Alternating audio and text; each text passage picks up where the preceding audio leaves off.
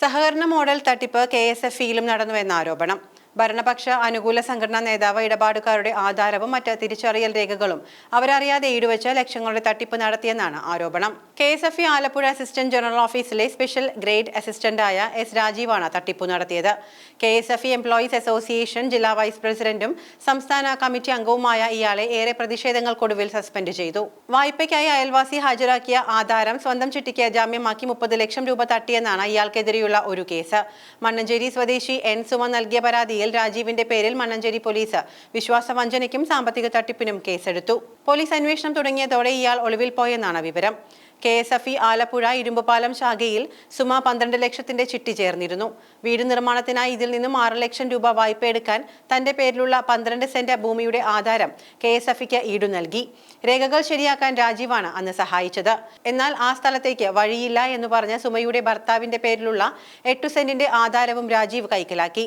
തുടർന്ന് 12 സെന്റ് ഭൂമിയുടെ ആധാരം ഇയാൾ സ്വന്തം ചിട്ടിക്ക് ജാമ്യമാക്കി.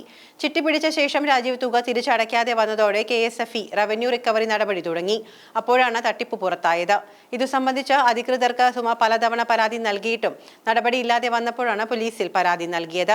അതേസമയം ആലപ്പുഴ കലവൂർ തെക്കേവെളിയിൽ സനീഷും രാജീവിനെതിരെ പരാതി ഉയർത്തി. രാജീവിന്റെ ബന്ധുവാണ് സനീഷ്. KSFE ആലപ്പുഴ കിടങ്ങാംപറമ്പ് സായാഹ്ന ശാഖയിൽ വായ്പയ്ക്കായി ഈടു നൽകിയ ഭൂരേഖകൾ അവിടെ നിന്നും മാറ്റിയെന്നാണ് പരാതി. രേഖകൾ രാജീവിന്റെയും ഭാര്യയുടെയും പേരിൽ കലവൂർ ശാഖയിൽ നിന്നും ചേർന്ന ചിട്ടിക്ക് ഈട് നൽകിയതായും സനീഷ് പറയുന്നു. രാജീവിനെതിരെ കലവൂർ തെക്കേവെളിയിൽ രവീന്ദ്രനും ഭാര്യ മണിക്കുട്ടിയും 4.186 വസ്തുവിന്റെ ആധാരം തങ്ങളറിയാതെ ഈടുവച്ച് KSFE-യിൽ നിന്നും 10 ലക്ഷം രൂപ വായ്പ എടുത്തതിനെതിരെ മണ്ണഞ്ചേരി പോലീസിൽ ജനുവരിയിൽ പരാതി നൽകിയിട്ടുണ്ട്. എങ്കിലും നടപടിയൊന്നും ഉണ്ടായില്ല. പിന്നീട് മാർച്ച് 4-ന് ജില്ലാ പോലീസ് മേധാവിക്കും പരാതി നൽകിയിട്ടും നടപടിയുണ്ടായില്ല.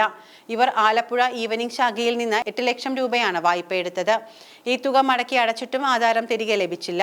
പിന്നീട് ജപ്തി നോട്ടീസ് ലഭിച്ചു. അപ്പോഴാണ് തങ്ങളുടെ ആധാരം ഉപയോഗിച്ച് മറ്റു വായ്പകൾ എടുത്തതായും ചിട്ടി പിടിച്ചതായും കണ്ടത്. നിർധന കുടുംബങ്ങൾ ഇപ്പോൾ എന്തു ചെയ്യണമെന്നറിയാതെ വലയുകയാണ്.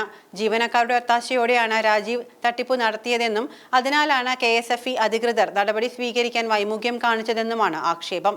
ഭരണകക്ഷി യൂണിയൻ നേതാവായതിനാൽ രാഷ്ട്രീയ സംരക്ഷണവും ഇയാൾക്കുണ്ട് എന്ന ആരോപണവും ഉയരുന്നുണ്ട്.